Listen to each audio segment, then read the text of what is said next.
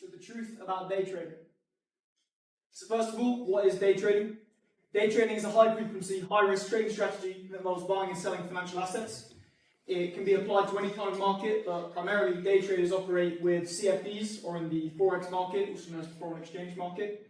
It's short-term focused, and day traders aim to profit off of small margins in tight time frames. This could be minutes, hours, or the span of a financial day, but primarily a trade won't go on for any longer than one day. So they aim to close all trades before the day ends to avoid something called overnight risk.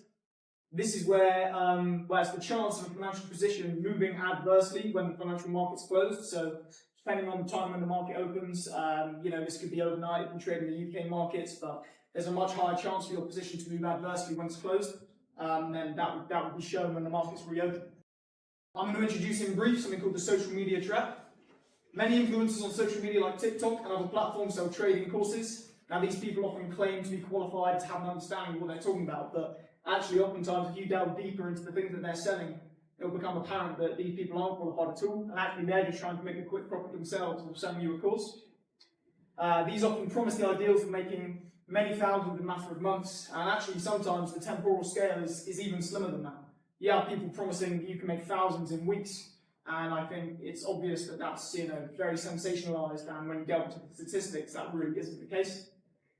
I like this phrase: if it seems too good to be true, it most likely is. When you're looking at something like this, you really need to keep a logical thinking, because if someone's promising you thousands of pounds in a matter of weeks, doing something like trading, I think it's very obvious and very clear to see that that's not going to be legit, and that's not going to be something you should be getting involved with. Now for the central question, which I'm going to introduce: can day traders consistently profit in perfectly competitive markets? Now, a perfectly competitive market is one that sells identical products. That's represented by a horizontal demand curve, and what it means is that firms have no influence over the price of goods being sold.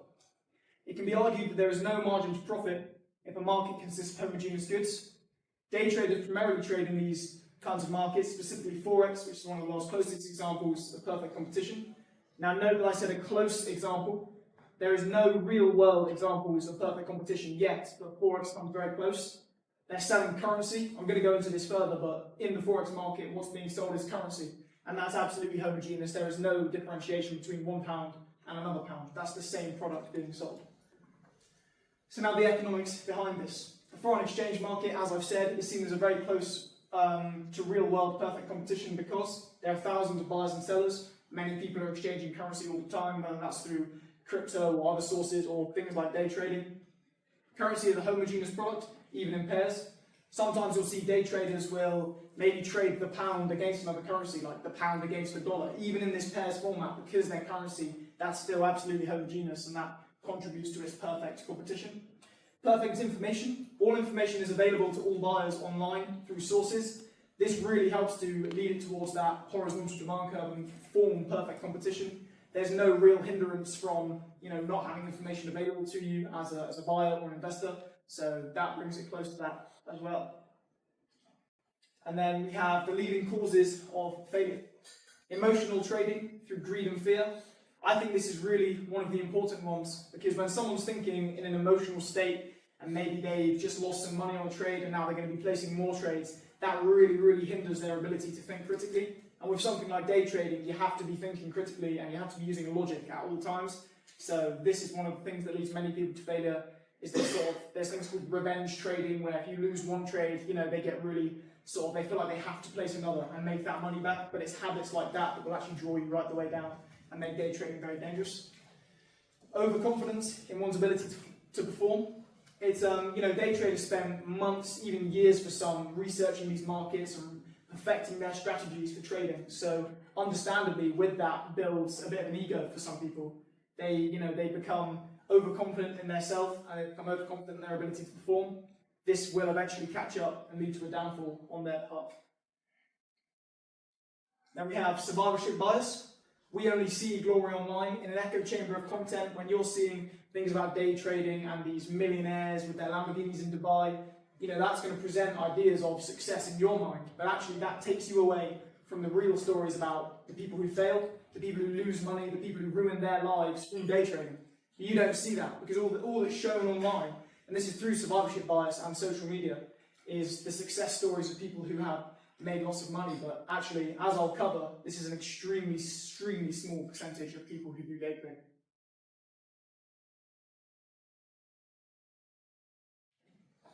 So we have the data behind this. It's predicted that only 1 to 5% of traders become profitable after 12 months. I think that is a really, really staggering statistic and actually sums up a lot of what I just said, especially with survivorship bias. There are transaction costs and fees that erode small gains.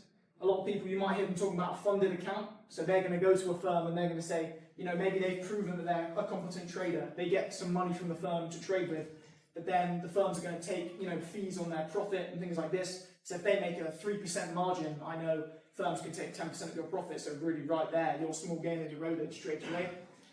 And only 1.6% of traders are profitable after fees. This is from a reputable source, and that means that, you know, the chance of you actually becoming successful in this is so slim. And the amount of people that attempt it, not really understanding the extent that actually 1.6% is the figure who become successful. This leads again into the survivorship bias, because all these people are being fed online is ideas of people who have become majorly successful. The 1.6% are the ones who show you their stories, but the other 90, they're nowhere to be seen. They're not going to tell you about how they failed and how they didn't make money and how they're now in massive loads of debt, because that's not interesting content to watch. So it's something to be careful about when you're only seeing success. It's really hard to draw yourself away from the truth, which is actually a lot of unsuccessful people and cases. Knight Capital, a trading horror story. So Knight Capital adopted a type of quantum trading based around software and programs. Quantum trading is a rapidly growing market, and for many individuals, the split-second capability of the computer completely outperforms the human mind. It can bear massive profit margins, but as I'm about to state, this does not always work. An alleged mistake in their program led to one of the world's largest trading losses. After the program was switched on, they began losing approximately $10 million a minute. Then, by the time the program was terminated, they had lost $440 million. This marks one of the greatest losses in trading history and outlines a major flaw in one of the up-and-coming strategies used by day traders. The implementation of quantum finance is coming in really fast with day trading. Lots of people want to use algorithms and programs to do the trading for them and to supplement. But again, due to survivorship bias, you don't hear about stories like this. People online aren't going to hear about these stories. Alright, now we have factors that make the 1.6% successful. So we have carefully crafted algorithms and quantum trading. Despite this story of Knight Capital that was a massive failure, there is still room to make profit with quantum trading. As I stated, the capabilities of the computer outperform a human mind every time. So with the up-and-coming market of quantum trading, this is definitely going to foresee into the future for day traders. And then we have LLM Suite, an AI software used by over 60,000 of the traders working at JP Morgan. This has been adopted by high-frequency traders, and this is one of the very good examples of quant trading and when it works successfully and how it can make and bear a lot of profit for the user. This was actually made by ChatGPT and is now used widely within City Finance. Then there's extensive research of markets and rigorous risk management through stop losses, leverage, hedging, and capital preservation. I think stop losses are the most important one to note there. What they do is they are a cut-off point for a financial position. If you place a trade and that then plummets down too much, it will cut off the trade. Now, the problem with CFDs is they're an example of unlimited liability. So if you invest £5, you can actually go below zero. Unlike stocks and shares, you can only lose as much as you invest. With CFDs and high-frequency trading, often you will lose more than you invest. So on a £5 investment, you have the capability to lose hundreds of thousands of pounds, which is absurd. But that's where stop losses come into play, and they cut off those positions before it gets to that point. Because this unlimited liability is absolutely one of the leading causes of failure and creates huge amounts of debt for many people. So then we have George Soros. This is sort of the opposite to Knight Capital. It's a big success story. So George Soros was sceptical of the UK's decision to join the ERM. The ERM is the European Rates Mechanism, and it's a target exchange rate for all European countries. And in 1990, the UK decided to join. Because of his scepticism, he placed a lump sum bet against the value of the pound crashing. This is something you can do with CFDs and high-frequency trading. This was known as Black Wednesday on September 16th, 1992, as the UK pulled out of the ERM, leading to rapid devaluation. This rapid devaluation led to an estimated $1 billion in profit for Soros and his quantum fund. After this, the phrase "a pound out of every pocket" emerged, as Soros' trading scheme caused huge economic failure in the UK, and it was said to have reduced GDP to such an extent that every person in the UK would have had a sum of money taken from them by GDP statistics, which I found quite interesting. Now, is day trading a form of gambling? This is something that's discussed online a lot because they definitely are comparable. So the first point, both gambling and day trading rely heavily on chance and probability. This is one of the reasons why so many day traders fail, but also why some become hooked. It has that parallel feature to gambling, which sort of gets you filled with dopamine and it makes you excited because you can have, really short-term wins that bear massive profits, but similarly, the same way downwards, you can lose massive amounts of money in that same time frame. Both can trigger loops of dopamine addiction, so that's a direct parallel to gambling. The sort of up and down nature, the unexpected probability of day trading is exactly the same as gambling, and that definitely creates these issues and can cause quite serious cases of addiction and that emotional trading that's been mentioned already.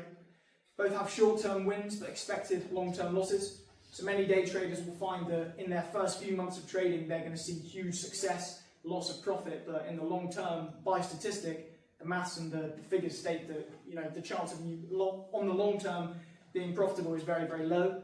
I like to go back to that figure of only 1 to 5% of traders are profitable after 12 months. On the long run, it's extremely hard to stay profitable in markets as volatile as this. Some say that day trading is just gambling with a spreadsheet. I think that's a good way to put it. While they are not the same inherently, there is definitely similarities, and it makes it quite hard to day trade in a safe and friendly manner. Next section, I actually tried day trading myself. I want to prep this before this starts that I don't necessarily recommend day trading, and I'm not here in this presentation to tell you that you should or shouldn't do this. But what I did is I used something called a demo account. So you can use an app and it gives you fake money. So in my instance, I had £40,000 of fake money that I could invest in CFDs with my own will. The profits and losses that were made were all fake. And this is an interesting point. I used a demo account with a company called Plus 500, and they're actually under a lot of fire at the moment from the media because allegedly they've been rigging their demo accounts, which means that when people use fake money, they rig it so that they make a large profit, and then when they switch to real money, actually they're exposed to the reality of day trading, which is not so friendly. So if we look here at these top 3 trades, I placed these trades before the AI Expedition in Dubai 2025, the largest AI event worldwide. I started with £40,000 and ended up with £61,874 overnight. I think this shows really the extremities of how much money you can make in such a short time frame. To be honest, this has nothing to do with market analysis and maths. This is just all about the fact that there was an event. Even during the election, especially the US election, most CFDs, like these indexes, they all absolutely skyrocketed. So people can capitalize on events like this, and they can make huge amounts of money from day trading. But then we look at this one, which is the other extreme. This was an ad hoc trade I placed after articles predicted that natural gas was going to go up. I think it's very obvious to see that it definitely didn't. I lost £13,000 on a £10,000 trade. So I lost £3,000 more than I invested in this trade, which I think is very interesting. It's apparent I didn't use a stop loss, I didn't use risk management, I hadn't necessarily done my research, so I think that outlines the danger because, in essence, if I hadn't made those trades and made a profit, I would be in £3,000 of debt to the company that I had placed that trade with. And to be honest, it's pot luck. If you read an article, how are you going to know that natural gas is or isn't going to increase? You wouldn't know. You might place that trade, and next thing you know, you have debt with a company who don't even know you, which is very, very dangerous. So to conclude, while there are levels of success, like in day trading, becoming profitable is extremely hard. It links back to those statistics that I mentioned earlier. The amount of people that become profitable is just a very, very scary, slim figure. And it has many links to the likes of gambling, and even with risk management, it can be very unpredictable. Anything that is reliant on probability, and there's only so much maths and so much predicting of these markets that you can do as a trader, so it is really down to probability and maybe a bit of luck, you could say. And personally, I neither promote or demote day trading. Financial decisions are your own to make. This presentation is supposed to share information about day trading. I'm not trying to tell you that you should or shouldn't do this. When you deal with your money, it's just you need to do your research and understand what you want to do. It's not about, what someone tells you. That does bring my presentation to a close, but if you guys have any questions, you can feel free to ask me those now. Go for it. So you've done this presentation on day trading. How would your sort of statistics, do you think the statistics would change If his trading strategy was based on swing trading or only report-based trading, do you think the same philosophy applies?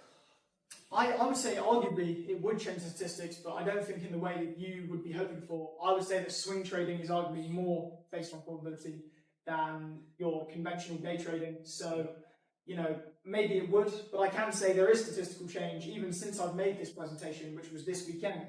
Actually, with the implementation of quant trading, the amount of people who are becoming profitable is going up because lots of people are using AI softwares and code instead of using their mind. So that takes away emotional trading. That takes away the survivorship bias completely because it's a computer. They don't have to worry about those things. So yeah, the profitability of day traders is on an upward trend at the moment, but that is due to quantum trading, not swing trading. Do you think quant trading will eventually overtake like normal trading, as in people using their own intuition, and eventually it will just be algorithms? I'd like to say it already has. If you used to be able to go and visit the London Stock Exchange. Now, if you go on their website, they say yes, you can go and visit, but it's a server. There's no people there. People don't operate in the London Stock Exchange anymore. There aren't those big trading floors in London. Yes, the individual firms like JP Morgan and BlackRock, they have their own trading floors, but actually the London Stock Exchange is just a group of computers who are placing trades based on algorithms. I think it's already been completely outweighed, AI is growing rapidly, and I think it's only going to exponentially get worse in that sense. So, well, worse or better, quantum trading is much more safe for humans, but yeah, we'll see. I think it's safe to say that quantum trading already has taken over, or if it hasn't, it's well on its way. Any other questions? Yep. You kept saying CFDs, what is that? So CFD is basically an asset. So if we swing back to these here, this is a CFD. When I bought natural gas, I didn't actually buy any natural gas. You're basically putting a prediction on the market. So I'm saying, here's £5,000, I think the market's going to go up. If you do a buy, you're predicting the market's going to rise. If you're doing a sell, you're predicting the market's going to decrease. That is really what's comparable to gambling. You're basically betting on whether a market's going to go up. That's what George Soros did. He placed a bet on the market going down. Obviously, it worked very well in his favour, but there's no telling whether it's going to work with or without you, to be honest. But CFDs is you placing a bet on either a currency or like a company or a fund or something. You could do gold, oil, natural gas, all these things. There's lots of commodities that you can place bets against. But it's a very risky type of trading. Yep. Do you think there should be more regulation on the day trading market? Some people like George Soros trying to just bet on a single event that could take money out of the pockets of everyone. Yeah, no, I completely agree. I think there has been more regulations put in place. There are certainly limitations on how much money you can place into one trade, and it's certainly not going to be as easy anymore to do something like George Soros has done. Obviously, the government implemented policy immediately after he did what he did because they don't want GDP to crash like that again. But yeah, I think more so in the future, I do believe there needs to be more regulation, but not so much on that side of things, but more so to prevent someone from endangering themselves. If you're unresearched and you're uneducated and you throw yourself into day trading because you've seen it online, the chance of you could lose money and you could go into debt with these companies. I think that's really tragic and that can really ruin someone's life. So I think people need to be educated on that before they can just throw their money at this. Yep. Skyscraper, but do you think there can and should be regulations against insider trading? Because I know recently people are speculating Barron Trump made like an 80 million profit off a policy Trump hadn't even implemented and he bet beforehand. Do you think there can and should be a way to stop that? I think there are pretty strong regulations against insider trading, but it's more so a matter of how are you going to find out if someone's insider trading. Yeah, I think there definitely are strong regulations for insider trading, but it's outlining who is insider trading, who has that inside information when they're placing trades. On a large scale like Barron Trump, he's got government protection. The FBI aren't going to investigate, the president's son. That's just not something that's going to happen. But on a more local scale, you have footballers who place bets on their own games, things like that. I think it's really been clamped down on recently, and there's lots of fiscal policy and government policy that's aiming to sort of intrude that. Sorry, not fiscal policy, just like government policies and laws being in place to combat those issues. Yep. On a smaller timescale, do you think it's even worth people like us trying to day trade? Because as compared to like these massive firms like Citadel, to have lots of information on the Bloomberg terminals, how can we compete against them? It's an interesting question. As I say, I'm not here to advise you on whether you should or shouldn't day trade, and that goes for anyone really. But my opinion would be it's something to look into. The recommended amount of research time is 1 year plus. So if you want to do it, I would recommend you sit down for a very, very long period of time and do a lot of research into what you're doing before you commit actual money and actual funds into something like this. But if it's something, it's very interesting, and it does compare, to the likes of City Banking with Bloomberg terminals. If you actually look at the interface on many of these sites that you can day trade from, I've seen a Bloomberg terminal at Southampton University. They have loads of them, and the interface is really similar. So yeah, it'd be very interesting. But if you want to do something like that, my only thing I would recommend is that you do, very, very extensive research before you throw yourself into that. You mentioned that we should research these topics quite an extensive amount of time. How would that actually go about it? What should we be looking at when we do that research? Yeah, so there's lots of articles online. There's thousands of articles online about day trading, about its risks.